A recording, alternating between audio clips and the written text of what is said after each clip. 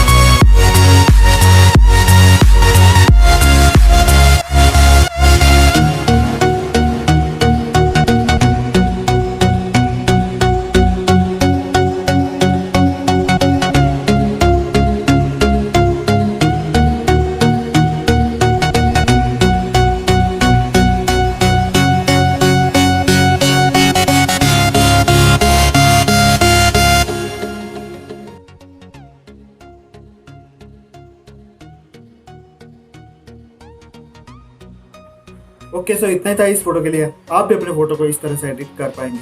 अगर आपको ये वीडियो पसंद आई हो तो लाइक कर देना, शेयर कर देना और सब्सक्राइब भी कर देना। मैं आपको मिलता हूँ अगली वीडियो में।